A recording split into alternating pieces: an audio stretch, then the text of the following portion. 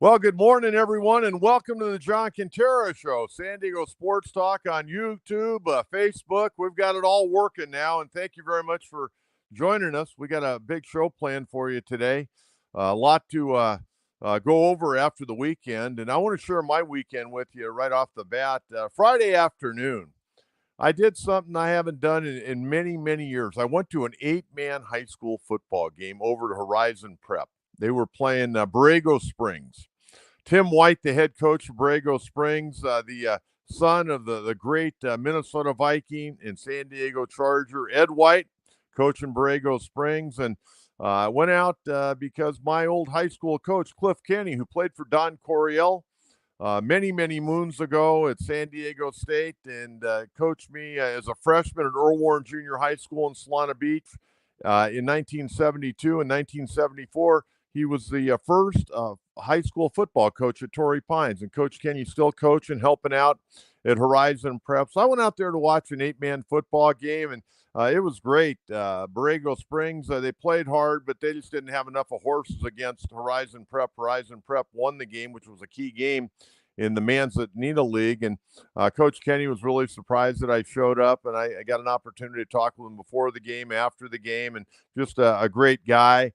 And got a nice picture with him, and I put it up on Facebook. And man, a lot of people I went to high school with came out of their woodwork to comment on it, so that was really cool.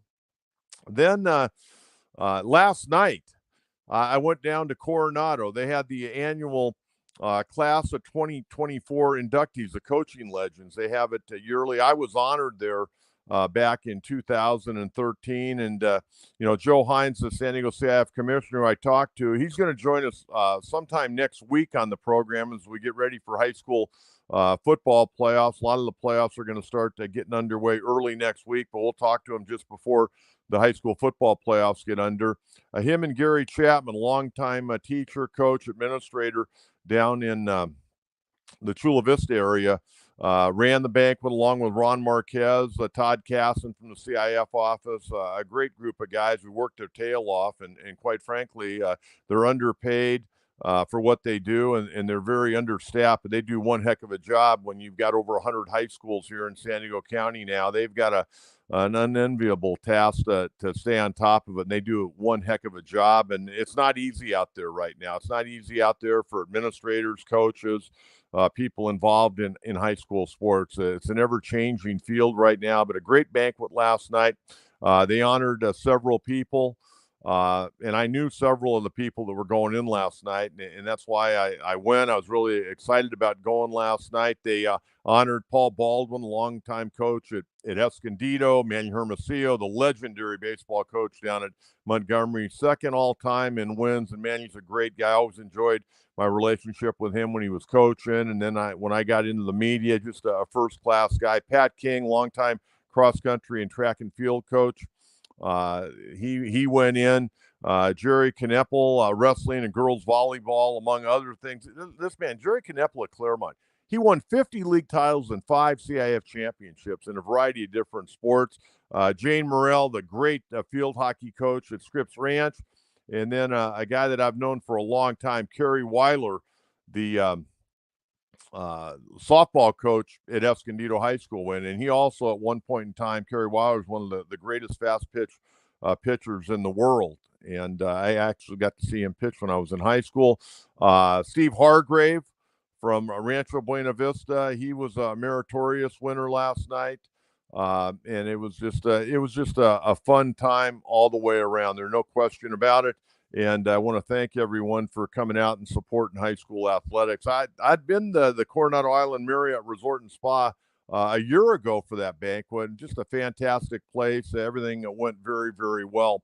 So I got home and got caught up in everything, getting ready for the show today. And we got to talk about the World Series. We're going to get into a little Padre talk. We're also going to have my friend who really is the biggest reason I'm doing this podcast is a gentleman by the name of Alan Sliwa. And if you listen to Sports Talk in Southern California, Alan did an incredible job, Laker pregame, postgame, Worked on ESPN 710 for a number of years up there and decided to come back to San Diego. He wanted to move back to be closer to his family. He'd been in Los Angeles for 15 years, and he walked away from a very lucrative radio job just in the last couple of months. But when I lost my job a year ago, Alan reached out to me and goes, Coach, man, we got to get you back on the air. I mean, what happened to you was a travesty, and we got to get you back on the air. And that's why I'm here today, is because of Alan Sliwa. You fans out there, you kept writing me, calling me, sending me messages every which way to get back on the air. Hey, start a podcast. Well, I knew nothing about it, and I'm learning. Alan's taught me a lot as we've gone the last few months, but Alan's going to join us a little bit later on in the program today because I want to talk with him about the Laker game. He went to the Laker game Saturday night. Lakers off to a 3-0 start. A couple of nice back-to-back wins. They played tonight over in Phoenix, see if they can take care of business again. They beat Phoenix on Friday night, and then they came back on Saturday night and had a great win against Sacramento, a team that's just kind of owned them the last few years. So Alan Sliwa going to join us a little bit later on in the program. We're going to talk a little Laker basketball. Okay, we got Game 3 tonight. Game 3 of the World Series. Interesting matchup. You got Dodgers going with right-hander Walker Buehler. The Yankees going right-hander Clark Schmidt. Clark Schmidt's got a lot of heat on him tonight. I mean, the Dodgers up 2-0, and you take a look at Walker Buehler. Regular season, he was awful. 1-6 with a 5.38. In the postseason, he's been better. I mean, he really has been better, but, he had a rough outing against our Padres where he only went 5 innings, gave up 7 hits and 6 earned runs, and didn't have a strikeout. Then he came back in the NLDS and pitched fantastic. 4 innings, 3 hits, no runs, 6 strikeouts. Which Walker Buehler will step up tonight? Will it be the Walker Buehler against the Padres or the Walker Buehler against the Mets? Only time's going to tell on that. Now, Clark Schmidt, on the other hand, a regular season was really good. He only threw 85 and a third innings. He was 5-5 with a 2.85 ERA. In the postseason, he's pitched in 2 games, no record, 9 and a third innings, a 3.86 ERA. Guy can pitch, but he got a lot of heat on him tonight. It's going to be crazy at Yankee Stadium. And then, of course, the big question tonight, and they said he's cleared to play, Shohei Ohtani, after subluxation of that left shoulder, sliding into second base late in the ball game in Game 2. Boy, everybody was holding their breath. I could only imagine when Dave Roberts was jogging out from the third base dugout to second base along with the trainer, I was thinking, what is Dave thinking right now? Is he thinking all of a sudden we're going to have a 2-game lead and all of a sudden, boom, our number one guy is going to be out? Well, it was a subluxation, not a dislocation. If it was a dislocation, he wouldn't be playing. Subluxation, they're treating it. He's going to be sore, probably going to be a little stiff. I don't think it'll affect his swing at all. So that's going to be a very interesting ball game tonight. We had our show on Friday, and we had Scott Miller, national baseball writer, join us. And he was up at both the games over the weekend. Dodgers win Game 1 6-3. Both teams didn't really do a great job hitting with runners in scoring position that night. Both teams were 1 of 8. Of course, Freddie Freeman. Can you believe that? Seriously, can you believe that? That he hits that first pitch home run off of Nestor Cortez? And you know what? I got to be honest. Aaron Boone's having a rough go right now. He's having a really rough go. You watch him over in that first base dugout, not moving a whole lot. Nestor Cortez did not pitch since September 18th. And you're going to bring him in with the bases loaded and the game on the line when Tim Hill, the former Padre, has been pitching so well. And, I was second guessing it right then. I guess I was almost first guessing it. When they had Cortez up in the bullpen, I'm going, you can't bring this guy in. Number one, he's not a relief pitcher. Number two, the guy hadn't pitched since September 18th. But that was that was a Roy Hobbs moment. That was a natural moment the other night from Freddie Freeman. I mean, he absolutely annihilated that baseball. And you never, ever see Freddie Freeman showboat it.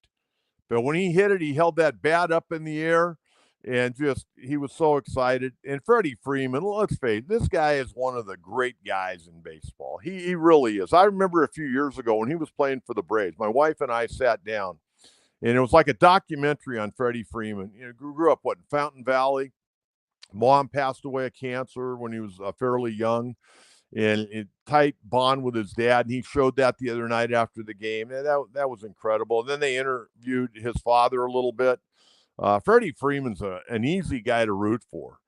I mean, if you get on first base, man, he's going to get your name, rank, and serial number. He wants to know everything about everybody. He's the friendliest guy in the world. And he's been one of the best hitters in baseball for more than a decade now. He's going to the Hall of Fame. But that moment the other night was absolutely incredible. To see guys like Mookie Betts jump around like little leaguers, like they just won and are going to get to go to the snack bar and get a hot dog and a Coke. I mean, it was like bedlam up there. Absolutely bedlam in game one. And you go back to the Dodgers, everybody's talking about, well, Garrett Cole this and Garrett Cole that, and they got Carlos Rodon going in game two. They definitely have the advantage. Hey, so far the Dodgers starting pitchers have been fantastic. I mean, Flaherty the other night, 5 1/3, 5 hits, gave up that long home run or 2-run homer to Stanton, but he did a heck of a job. He struck out 6. He did what he needed to do. You need to keep the game close with the Dodger bullpen. The bullpen the other night came in, did a great job. Anthony Banda in game 1, 2/3, gave up a couple of hits and a walk, but got out of it. Brusdar Graterol, here's another guy. The Dodgers bring him off the IL to pitch in the World Series. He goes out there and was fantastic. Vesia, the kid from Alpine and Steel Canyon High School, he was fantastic the other night in 1 inning and a couple of punch-outs. Kopech had his problems in the game 1, but came back in game 2 and was fantastic. Blake Trinan, an inning and a third, gave up a run in game 1. Of course, he had his struggles in game 2, and be interesting to see how Dave Roberts uses Blake Trinan. But really, the Dodgers, they're sitting in great shape, not just because they're up 2-0 right now. They're in great shape because their starters are giving them some innings. So, that was Friday night. Saturday night, you really didn't know what to expect out of Yoshinobu Yamamoto, and he went out there and threw as well as he's thrown at all. I mean, he had that great game early in the year at Yankee Stadium, and then shortly after that, he went on the IL. He went out the other night, 6 1/3, gave up 1 hit, just Soto's home run. And by the way, Soto's making a lot of money right now. I mean, he's making a lot of money the way he's swinging the bat. I'm really, really anxious to see where he ends up. There only have to be a couple of suitors for him. I would think the Yankees and the Mets. Anybody else going to pony up that kind of money for Juan Soto? I don't know. That's going to be very interesting. And remember, free agency could open up, next weekend. If the Dodgers were to win the next 2, click off 5 days on the calendar and guys can start signing as free agents. Now, I don't expect Soto to sign quickly. I mean, I could see him signing, in December or maybe even January. But Scott Boras will drag everybody through the mud. But there can't be too many teams that are going to be able to pay Soto what he's looking for right now. That's going to be very interesting. He could be one and done with the Yankees. But going back to Saturday night, Dodgers were in complete control of that game.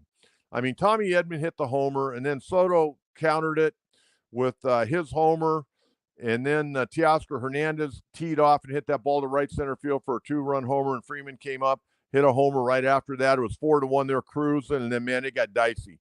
And we mentioned Blake Trinan. He had a rough go. 2/3 of an inning to try to close it out, 3 hits, an earned run, hit Rizzo to load the bases, and then Vesia came in and threw 1 pitch to Jose Trevino.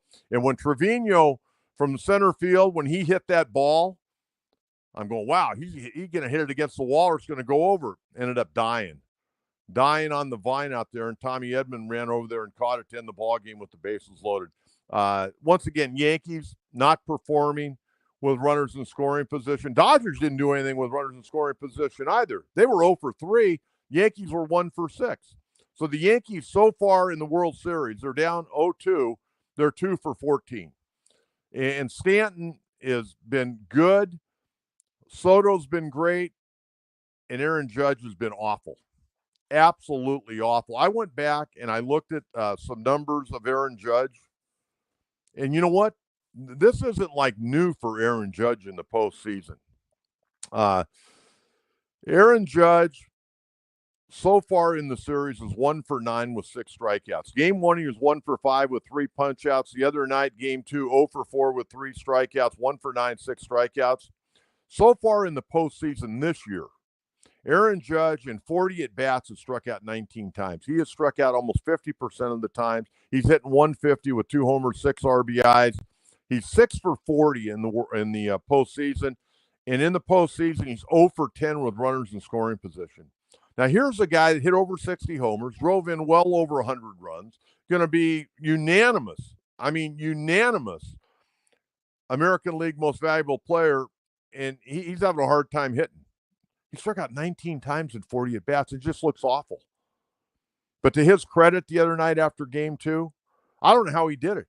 He met with the media outside the locker room when the game was over, and he had a smile on his face and go, hey, you got to turn the page. Aaron Judge could go crazy. But when you take a look at his career postseason numbers, they're terrible. Think about this. He has over 200 postseason at-bats, Aaron Judge. 211 to be exact. In those 211 at-bats, he has 85 strikeouts. He's hitting 199 career in the postseason. 199. 15 homers, 31 RBIs, and over 200 at-bats. I mean, this isn't new to him. He has always struggled for the most part in the postseason. And right now, he's at an all-time low, hitting 150. Aaron Judge, would you have ever thought that? So we're going to be interested to see what Aaron Boone does tonight. I think he'll probably keep running the same lineup out there, I would certainly think. Okay, I want to talk a little bit about the Padres. There's not a lot of fresh Padre news, so we could sit here and we can talk about Profar. What are they going to do with Profar? What are they going to do with, some of these other free agents, Higashioka? One of the things I think we need to take a look at right now, and I didn't realize this until the other day. I knew that Dylan Cease was going to be a free agent after 2025, but so is Michael King. And I'll be honest with you, I like King better than I like Cease. Now, I don't know how you feel about that.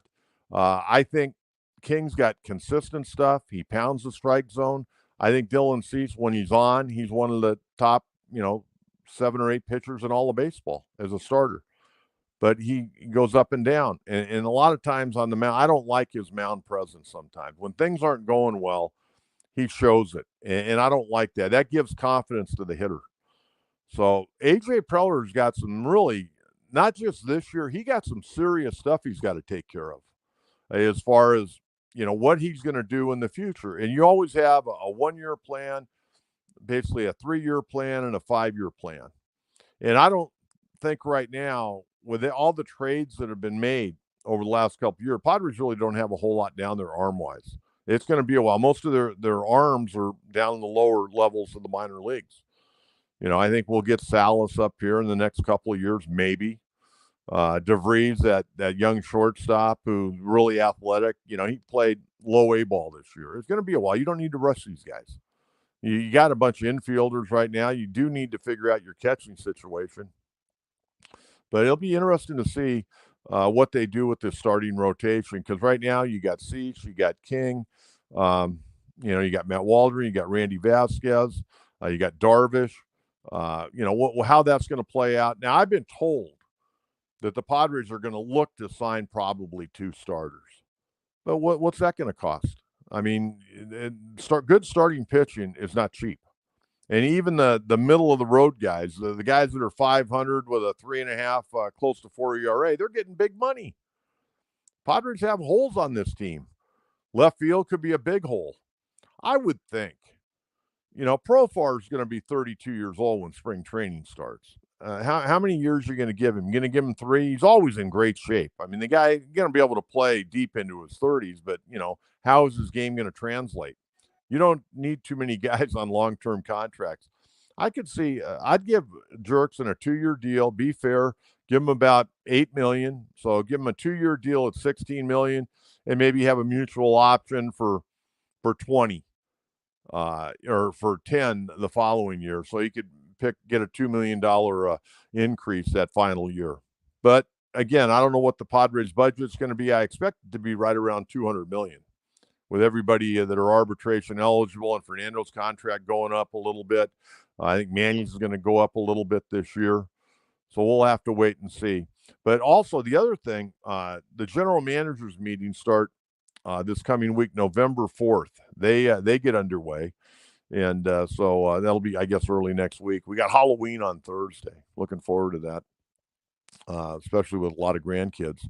So we got a lot of things coming down the pike for the Padres. It'll start percolating because as soon as the final out in the World Series, uh, pretty much the next day or the strike of midnight, you can start talking to free agents, but you can't sign them until 5 days after the World Series is over.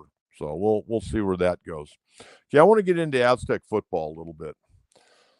I was going to go to the game the other night, and I was at that football game on Friday. I had to go to the banquet last night down in Coronado. I decided it was a late start. I figured I'm gonna set this one out. I'm gonna watch the World Series. I'm gonna watch the Aztec game on television. Man, it was a heartbreaker. It was a heart. They had that game won. I mean, you take a look at it, and if you're at the game, I want to hear from you.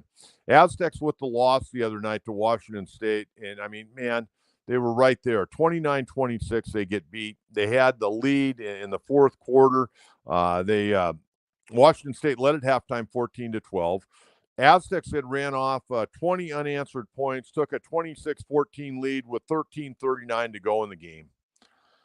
And they give it up. I mean, that quarterback, I got to say, that quarterback from Washington State's a hell of a player. John Mateer, I was really impressed with him, not only with his arm, but even more so with his legs. I mean, that guy ran all over the place. And then he ended up catching a 2-point conversion. He was fantastic. But this was a back-breaking loss for the Aztecs because the Aztecs need 3 more wins. Now, when you put it out on paper, you didn't expect them to win Washington State, but they had that game. They had that game and they let it get away. Danny O'Neill had to leave the game for a while. He came back 22 of 34, 195, and a key interception when they probably could have at least gotten a field goal, tacked on 3 more points, but he threw an interception, and they eventually marched down the field and stuck it into the end zone. But, I'm looking at the Aztecs. I'm seeing a lot of improvement. Much more improved team, a much more cohesive team than I saw earlier in the year. And they got to get 3 more wins, and I think they can do it. I think they can become bowl eligible. I was looking at the standings, and by the way, the Aztecs play Friday night. They got to go up to Boise State. Boise State right now 6-1 and 3-0 in conference. Colorado State's 3-0 in conference, and the Aztecs are 2-0 in conference. But the Aztecs need 3 more wins. No matter how you get them, you got to get 3 more wins to become bowl eligible. And I said right from the first game, when I saw them play against Texas A&M Commerce, I said, if they can go 6-6, it would be a hell of a coaching job. And I still think that. And I'm seeing a lot of improvement. I don't know what you fans are seeing, but I'm seeing a lot of improvement. And I'd like to hear from you on that. They've got 5 games left. At Boise State, home to New Mexico, which has got to be a win, even though New Mexico is a much improved team. Aztecs got to beat New Mexico. New Mexico right now 3-5 and 2-2 in conference. So, and then you got to go to UNLV. UNLV lost a tough one to Boise State the other night. Then you go to Utah State, a very winnable game. Utah State right now 2-6 and 1-3. And then you got Air Force, and Air Force has been awful. They're 0-4 in conference and 1-6. So if you beat the teams you're supposed to beat, New Mexico, Utah State, Air Force, you're bowl eligible. Now, maybe you go up there and shock Boise State. Maybe you go over to UNLV and shock UNLV. You don't know. But the big thing, you can't lose to New Mexico, Utah State, or Air Force. You got to win. And 2 of those games are at home. So you got to have some slam dunk wins at home. So you get 6-6, you're going to become bowl eligible. And I know people, well, I don't want to go to the Idaho Potato Bowl, or I don't want to go to this bowl. You know what?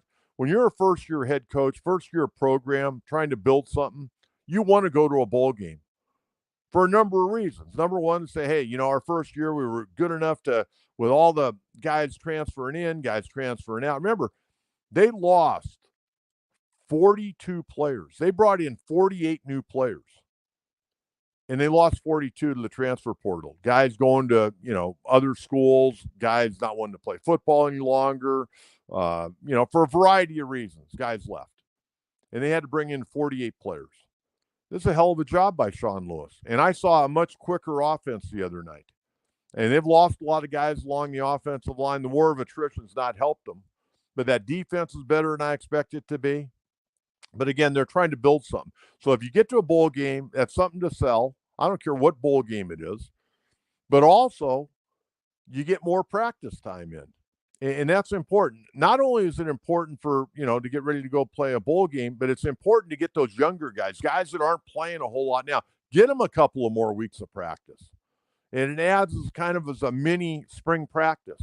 The more you can get on the field, the better you're going to get. That's just normal.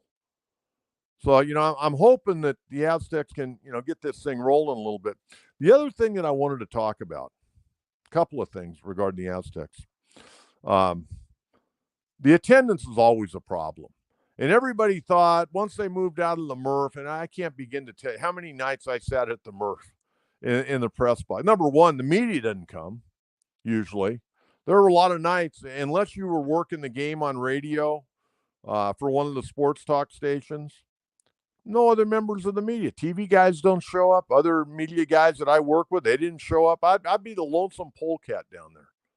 I'm looking around the press box. You could shoot a bullet through there and not hit anybody. There's nobody there. Well, now the press box is smaller, so it's a little bit more packed. But at the end of the day, people, even in the media, don't go to Aztec football. Okay? If you're a TV guy, I understand you got a lot of work to do, and you can sit back and watch the SEC in your office and go on for your 2.5 minutes at night. I get that. Okay? But, I mean, Jim Lazovic used to come out. A lot of the guys used to come out. Very few. Some of the guys at Channel 8 will come out occasionally.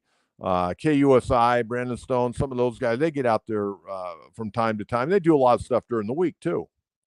But I don't expect everybody to show up every game. And I haven't seen anybody from the TV side since the first game against Arizona in 2022 when I've gone. And I go to a fair amount of the Aztec football games. But the crowd, and I know San Diego State, they shot themselves in the foot the first year. You had to, pay an inordinate amount of money for season tickets. Then you had to pay a one-time fee, a donation for this or a donation for that. They basically had a money grab. And it really backfired that first year. And, of course, that first game, and San Diego State couldn't control that it was over 100 degrees, that first game against Arizona. I mean, it was brutal. It was brutal in the press box. You had to go in the bathroom to get cool because they got air conditioning in the press or in the bathroom, but not in the press box. But the fans, man, they were hiding under shade anywhere they could find at that game. So, they got off to a bad start. And then the program, well, let's face it, the program the last few years hadn't been very good. It's definitely on the uptick. I mean, last year, 2023, Brady Hoke's last year, they were awful. Just absolutely awful. I mean, 4-8, just not good. And it was time for a change. Whether he retired, he got pushed, that doesn't matter. They needed a change. Okay? But I'm looking at the attendance. August 31st, they opened up against Texas A&M Commerce. Not exactly, a big-name school. If you took Commerce off and it was Texas A&M, it would have probably been sold out. But I wouldn't hold my breath on that in San Diego. But it was Texas A&M Commerce. It kicked off at 5 o'clock. They announced $25,980 for the opener. The first game with a new head coach, $25,980. Well, the actual attendance was 18,106 through the turnstiles. Not good. September 7th against Oregon State, 7:30 kickoff. And I understand 7:30 kickoffs nowadays are really late. It used to be, you'd play at 7 o'clock and you'd be out of there by 10. But these games with commercials and all the TV stuff and halftime, they go 3 hours and 45 minutes, a lot of these games. So that was September 7th, but that was against Oregon State. They had announced crowd at 25,318, turnstiles of 18,580. Okay, now here's the deal, and I'm going to get you a couple others. Here's the deal on this. People used to say, well, people don't want to come down and watch the Mountain West Con. They don't want to watch Colorado State, which I actually like watching Colorado State. They don't want to see New Mexico, or they don't want to see in the old days of WAC, Texas, El Paso. Okay, I get that. They want to see people, the Pac-12. They want to see those. Well, Oregon State showed up, and the turnstile count was 18,580. Okay, then they had the game against Hawaii. They had a good crowd. And I didn't get the turnstile count, but they announced 31,307. So figure probably about 26,000. That's not bad. Okay, the stadium holds, they say, about 35,000. It hasn't even been close. We haven't had close to a sellout yet. And then the other night, 7:30, another late start, but against a Pac-12 team, a team that's going to be in conference with the Aztecs going forward. They announced 26,937. Turnstile count, 18,375. I mean, they're having a hard time getting a turnstile count of over 20 other than the Hawaii game. And that's the one number I didn't have. And they've got 2 games left at home. New Mexico. I don't expect that to be a packed house. That game, by the way, is at 7:30, and their game on November 30th against Air Force, they haven't announced the time for that. But that's the last game of the year, and that could be a game where the Aztecs have to win to become bowl eligible. So wanted to mention that. I'm not going to sit here, and I never have, and I never will when I'm on radio or on YouTube. I will never, ever tell people how they have to spend their money. But I'm just a little surprised that more people don't want to take their kids down there for Aztec football. Maybe, I realize it's a lot of money to park, a lot of money for tickets, and, you go in there and you got to buy some food. You only have so much money. And I totally get that. But there's a big group of alumni in San Diego that went to San Diego State. And there are a lot of college football fans in San Diego. Maybe people like staying at home watching UCLA, USC, watch the SEC or their favorite college team or where they went to college. But I'm really, really surprised. But, I shouldn't be, because it's been something that's been going on for years and years and years. So, we'll see if they can ever turn the corner. And it's not going to be easy. But I will tell you this. I think going into the new Pac-12, I think it's going to create a little bit of excitement. I'm excited about it. It's going to be, in a lot of ways, kind of a glorified Mountain West Conference. But we'll have to wait and see on that. The other thing that I wanted to bring up, and if you were at the game, and I want to get to some questions. If you got any comments on the World Series or the Padres or the Aztecs, shoot them to me. Anything. That's why we're here. San Diego Sports Talk. We want to give you what you want. Not what just I want. I mean, I'm going to come in every day, Monday, Wednesday, Friday at 9:30, and I'm going to share my thoughts on the world of sports, but I want your input. This show is for you. It's not for me. My radio show was for you, not for me. Okay, I was the guy that was the host, but I always look for you to be a co-host. So if you got some comments about anything in the world of sports, love to hear from you. Love to hear from you. The other thing, the other night, and I've seen it when I've been down there, but the other night on TV, I was watching CBS Sports Network. The game was on. Man, it was rough. I mean, it was really, really rough, the field. And I know they're having a lot of problems. They're having a lot of problems keeping that turf in good shape, and they're putting in new turf, and I'm sure with the Holiday Bowl coming, and we'll talk with Mark Neville. We'll get Mark Neville on, the CEO of the Holiday Bowl here. We'll get him on real soon and try to have him on a regular basis to keep everybody informed about the game. But, they'll rip the sod up after the Aztec game. They'll put new sod in. Then after the Holiday Bowl, they'll put new sod in normally. That's the way kind of it works. The problem is it doesn't have enough time to really get hold. And the other night, I mean, it was really bad. And if you were at the game or watched the game on television, I mean, the footing wasn't great, but just looking at it on TV, it really looked bad. It was a bad look for TV. And they got to figure that out. I mean, they've got so many events there. I mean, they've got Aztec football. They got the Wave. They're going to have San Diego FC. They're going to play one high school football championship game there. And I would love to see all the high school football championship games played there, but it's just it's not cost effective for the CIF. I mean, the CIF, they're just trying to do what's best for the kids. They're going to play the open division there, and then they're going to play other championship games around the county. But a lot of these venues charge a lot of money, and CIF, they're not made of money. They're trying to make some money so they can put on great events for the kids. But at the end of the day, they've got to figure it out at Snapdragon. It's a beautiful stadium. I like it. Some people, well, it doesn't have all the bells and whistles. I don't need bells and whistles. I need a nice seat to where I can watch a ball game. I'm a little bit different than the average fan. I don't worry about the beer garden and this and that. I mean, I enjoy all that stuff, but that doesn't determine whether or not I go to a ball game or not. So there we are with the Aztecs a little bit. USC had a nice win on Friday night against Rutgers, 42-20. That was a nice win. A much needed win, I might add. And then I watched my Lakers. Lakers off to a good start. Lakers are actually playing pretty well.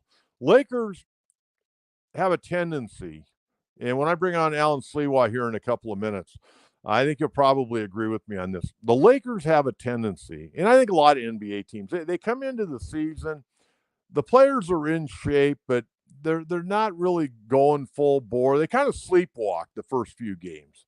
And the Lakers historically have come into the season and not gotten off to a good start. So they're 3-0 right now with playing in Phoenix tonight. I'm ecstatic.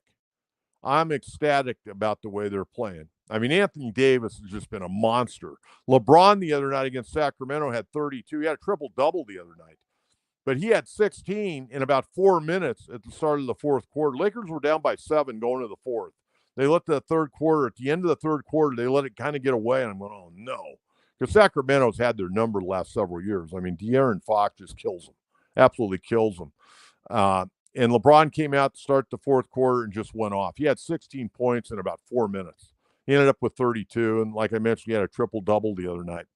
And Anthony Davis been great. Dalton Connect, their first-round draft pick, looks to be a pretty good player. Yeah, he can get hot from outside. He had that one game in the preseason against Phoenix. He had 35. Rui Hachimura, who I've always liked from his days at Gonzaga, he is really starting to come into his own. A lot of good things going on with the Lakers. The Clippers had back-to-back wins over the weekend as well.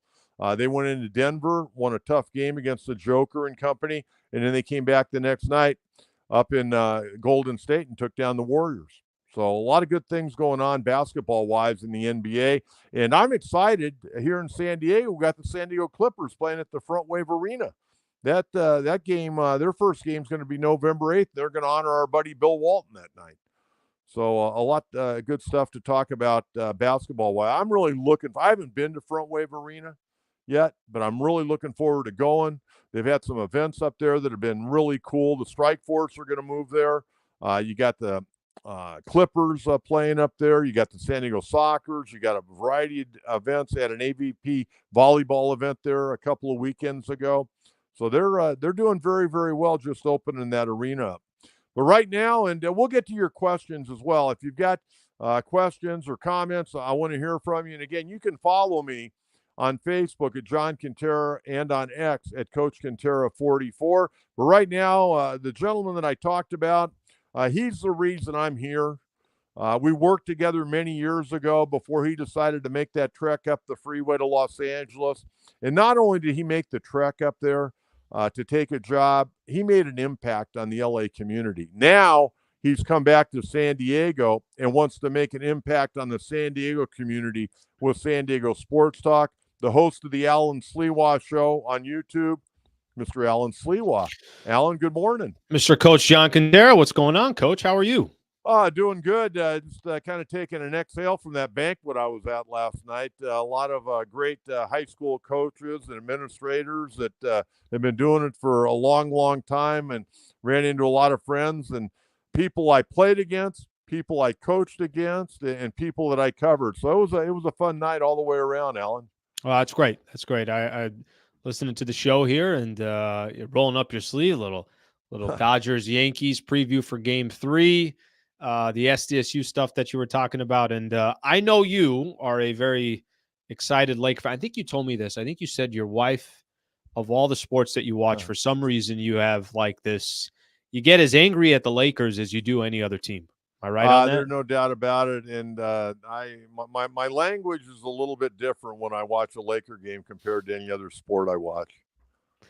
Well, listen, we all have it. I found myself, my cursing it weaves in and out. This year, a lot of that cursing went towards the Padres, and we'll see where that cursing goes from here. You know what's funny, Alan, is I became a Laker fan, and you're a lot younger than I am, but I became a Laker fan in 1965, 66 season. They got beat in the 7th game by Boston. At Boston Garden. And the reason I became a Laker fan, not because I was a big, NBA fan at that point in time. I was 7 years old, okay? But we had a guy from our area, John Fairchild, who played at San Diego High School, Palomar College, and he went to BYU, and he made the Laker team. He was the last guy off the bench. He was the 12th guy. He only played 1 year in the NBA. But his dad used to come down to my dad's bar. And he was a great story. He was a kid that developed late. He had a hard time playing in junior high because he was tall and gangly, but he kept working and working and working, and ended up becoming this great college basketball player. And the Lakers bring him in, makes the team, only played 1 year, and then the ABA came in. He played a few years over in the ABA, but because of John Fairchild, we started watching Laker games on KTLA channel. It was on channel 11 at first, and then they moved over later on to channel 5 KTLA. And of course, Chick Hearn. But once John Fairchild played for them in 65, 66, we became a Laker fan and became a big Chick Hearn fan. And I was a big Elgin Baylor fan. And people always say, well, why are you such a diehard Laker fan? Because you grew up in San Diego. Well, first of all, we didn't have the Clippers or the Rockets until the late 60s, and they were here and gone. And then we had ABA teams, and I used to go to that. But the Lakers were the Lakers, man. And you're a kid that's a lot younger than me, but you were a big Lakers fan growing up out in El Cajon. Yeah, it's funny. I think there are a lot of Laker fans. Certain brands are not necessarily based off of location, right? There's Laker fans. They're everywhere. There's a lot of them. You go to a Lakers Hawks game in Atlanta, there's probably as many Laker fans as there are Hawks fan in Atlanta, or go to a game in Memphis. Certain brands have that. Obviously, the Yankees you could look at, Manchester United. I mean, there's just certain teams that Dallas Cowboys that have that cachet. For me, I was just a big Magic fan, and it was as simple as that. I loved watching Magic Johnson play. Obviously the sports arena here down in San Diego, there would be one preseason game a year that the Lakers would come down to. Right. And I literally remember it like it was yesterday. I'd wait for Chick Hearn was my idol growing up. So I'd wait for Chick and Stu to finish their broadcast so I could say a quick hello. And, I'd bother my parents to get me out to a Lakers game so we could sit all the way up at the top of the sports arena there. But, growing up, I love basketball. Basketball is I love the game of basketball, whether that's NBA, that's college. I enjoy the game of basketball. Played it my entire life, but I got caught at a young age watching Magic.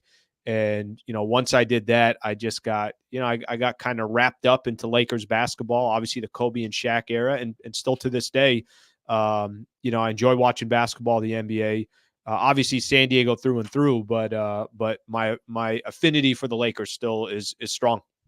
Alan, I got to share this with our listening audience because you and I have been friends for a long time. We worked together in the radio business. You weren't on the air. You're a young guy, aggressive guy, friendly guy. You always did your best at whatever task was thrown at you. And about a little over 15 years ago, I think now, you came and you were working with me at 1090 and all of a sudden I find out, Alan Sliwa, you're moving to Los Angeles. And I'm going, why is he moving up there? Well, it was easy. You wanted to go and you wanted to be a salesman. You wanted to go to LA because you love the Lakers, and you wanted to go up and sell radio. You were a salesman at 1090, no on-air experience. You go up there, and you're up there for a number of years doing a great job, and you're going out and going to Laker games and selling the Lakers. Then all of a sudden they go, hey, we're looking for a guy for the pre- and post-game show. And you raise your hand, and they pick you. And all of a sudden your radio career on air, you never expected to be on the air. And you ended up doing a great job for a number of years pre and post. In the last couple of years, you started your own YouTube channel. But after 15 years in LA, and you walked away from a really nice career up there because you wanted to come back, help me, but also you wanted to get back closer to your family and start this YouTube channel. And here we are back at it together, which is great for me because I don't know anything about it. And it's great for me because I'm working with a good, honest man. Well, it's funny. No, our history, and probably a lot of people know when we were at 1090, you were doing a lot of the post-game show work. You were doing your show. I remember you doing the post-game show with Randy Jones. And, it takes us back. It was actually right at the beginning of Petco Park opening up. So Mighty 1090 back in the day. Went to, I was in sports talk radio out here for about 5 years. So it was kind of the idea, part of going up to LA. You're 100% right. The Lakers radio broadcast, kind of learn what it is. It's the number 2 market in the country. That challenge of it. But at the end of the day, San Diego's home. And I think as fulfilling as it was and it has been, and the beauty is I still get to, in today's world, you could cover any team from anywhere, and I'm still covering the Lakers. We'll do a post-game show on my channel tonight and everything else. But you also feel a responsibility to help San Diego. You want to help San Diego. So whatever kind of small little piece that we could start off with, and I know there's a lot of San Diegans that respect you as I do myself and what you've done in this market for a long time. And in today's platform, whether you're on terrestrial radio or not, you can still have a microphone in front of you. And slowly but surely, we'll work on this channel and do anything we can to, obviously get San Diegans to look at another option when it comes to sports talk radio. And I think our market is one of the most underrated sports cities in the country. We've been unfortunate to not have the right owners. Obviously, for the Padres right now, they have had right ownership, and the passing of Peter Seidler, obviously very, very, very sad. But I like our future in San Diego. I really do. And I really don't care what other people think about it. I think San Diego's got more opportunity than any other market in the country because we are being overlooked. So got to roll up our sleeves. We'll start here on this channel, kind of see where it takes us. But I'm a believer in San Diego. I'm a believer in San Diegans, and that's why I'm here. Yeah, let me ask you this, because you got a great sales background, and obviously we're going to try to sell some sponsorships, and we have sold some sponsorships. What would you tell potential sponsors, if they're listening right now? We care about this city. And, John, I'm going to use John as a perfect example. John's been doing this for about almost 4 months now. And it's not like John has this lucrative paycheck coming every single week or every 2 weeks or whatever the case is, but he's doing it because he wants a microphone to talk San Diego sports. So I would just say, if you're a business owner out there and you're looking for, you're a local business out here in San Diego, and you're looking for a true partnership of having an opportunity to help whatever it is with your business, you're in the right hands. I mean, I personally have a lot of background in the sales industry, in marketing and in partnerships, but I would just say that this channel, we're doing it for the right reasons. And it will take a second. It's not going to happen overnight. John, you did obviously a great job, almost, I think about 2,500 subscribers in a short amount of time. Obviously, your content around the San Diego Padres, a lot of people want to hear that content. There's more than just the Padres, but that obviously is the foundation. I would just say that if you're in sports marketing or you want somebody, I mean, what a great spokesman to have is somebody like John Quintera. If there's a partnership to be had, we'll roll up our sleeves and make sure that whatever partner is with us sees the value in it. Alan, I want to talk a little bit about the Lakers. You went to the game on Saturday night. And for people that have never been to crypto.com arena, could you describe what it's like? Maybe, and I know you get in there a little bit earlier, but if you're just going there as a fan, I was up at a game last year, and I can't wait to go back again. I mean, everybody kind of gathering out and around, waiting for the doors to open. There's restaurants right across the street, and the doors open, and it's like going to really a Hollywood opening, it seems like. They put on a show. I mean, that's been part of the Lakers brand. And that goes back to, think of Dr. Jerry Buss and that Showtime era. And when he took over, it was not just about the basketball. It was one of the things I respect the most about Dr. Jerry Buss family, but specifically what Dr. Jerry Buss was able to create. He said that, all right, I need to make sure that people are entertained, and I need to make sure that this is more it's more than just the basketball game. However, I'm going to also put the best product on the court. It's a combination of the two. It wasn't, I think anytime somebody wants to build whatever it is from a sports perspective, oh, we want to make money, we want to see this success, you got to put out a good product. Padres are actually a great example of this right now. And I think the city of San Diego has shown many times, this didn't just start over these last 5 years or so. If you put out a good product and, you respect the consumer, they will show you their money and say, all right, we appreciate that. That's been happening in Los Angeles with the Lakers for 40 years, right? That since Dr. Jerry Buss took over the team, drafted Magic Johnson, already had Kareem. James Worthy gets drafted as well. That Showtime era is one of the most exciting eras of not just basketball, but all of sports. And I think even to this day, when you go to a game, it's not like you're going to a Sacramento Kings game or a Denver Nuggets game. It's just different. And that's not even a shot at those two franchises or anything like that.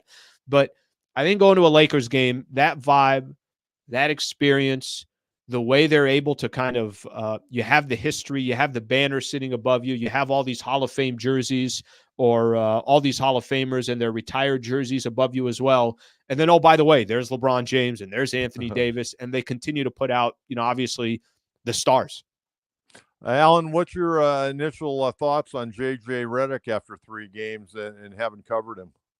Well, I think it's such a small sample size, and I know it's easy to get excited because you're like, all right, hey, it's Lakers are 3-0. They usually get off to really bad starts, but here's what I will tell you: he looks incredibly comfortable in the role.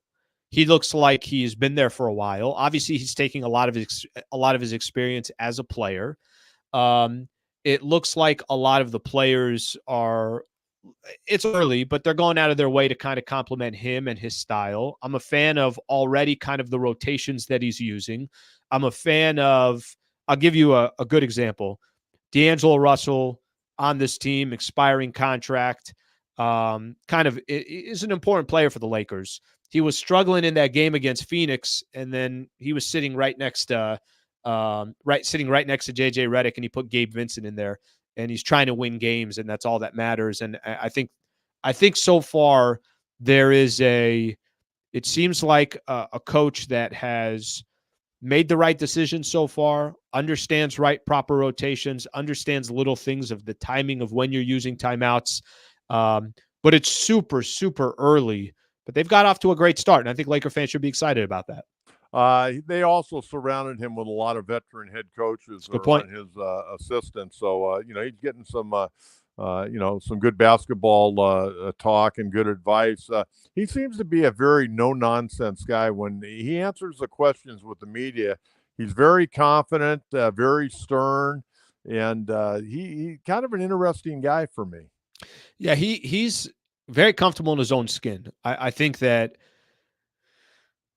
he's not going to be a pushover. He's not going to be if a star kind of tells him one thing. And that kind of is his personality as a player as well. Probably always had a chip on his shoulder, went to Duke, played for multiple teams, multiple coaches.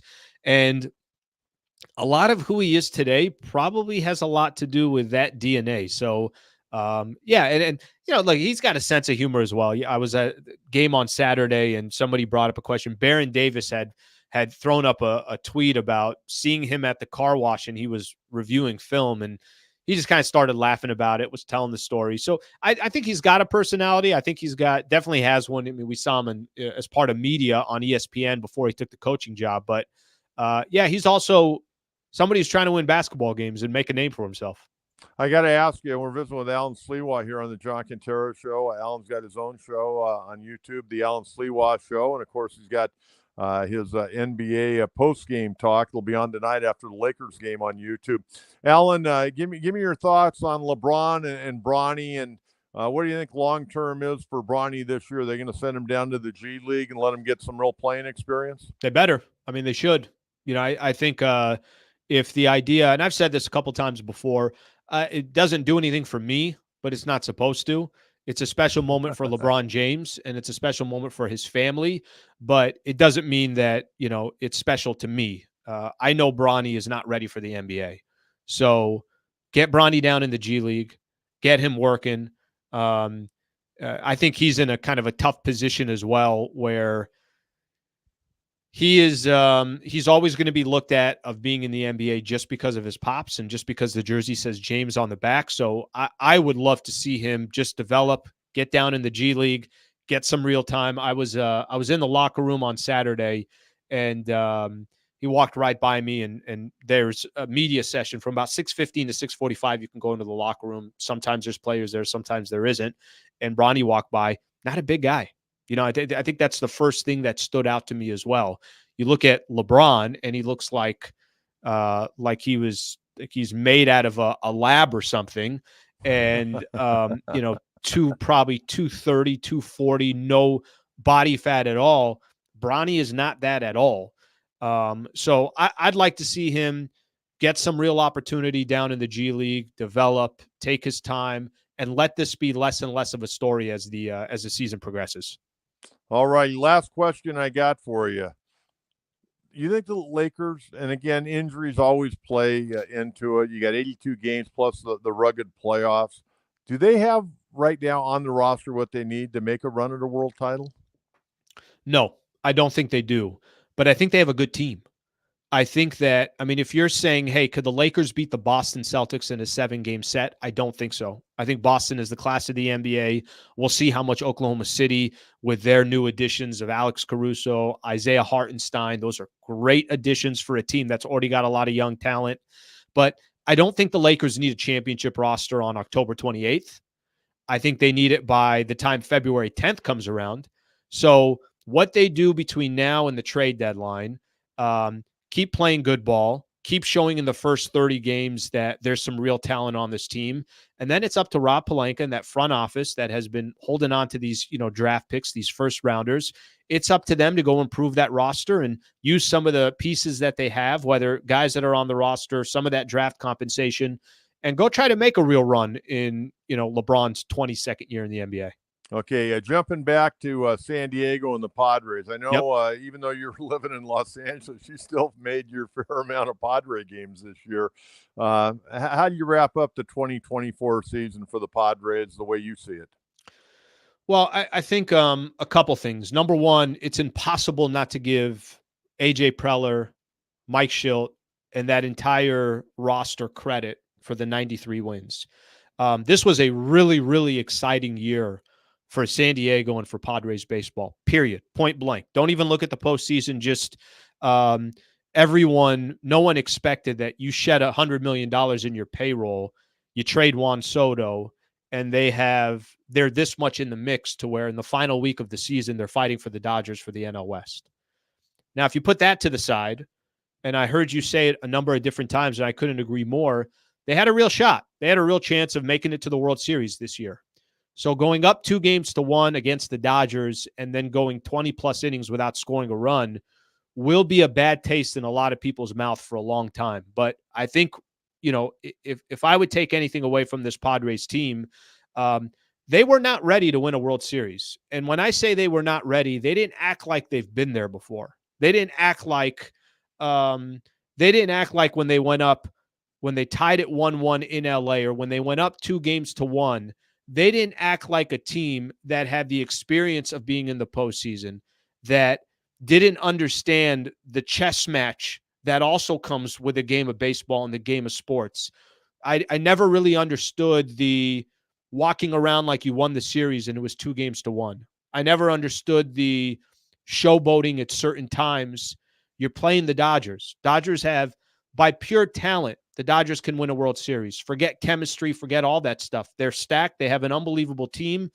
They've been there before. They have experience. They've gone through the ups and the downs. And I think the Padres, to me, showed in the playoffs that they were not mature enough and ready to win a World Series, even though they had a World Series roster. So that part of it was very disappointing. I will say that, one thing to, as much as it hurt, and it will continue to hurt, and watching the World Series right now and seeing the Dodgers up 2-0 against the Yankees, it doesn't feel any better as it's going on, because you're saying, hey, could that have been the San Diego Padres?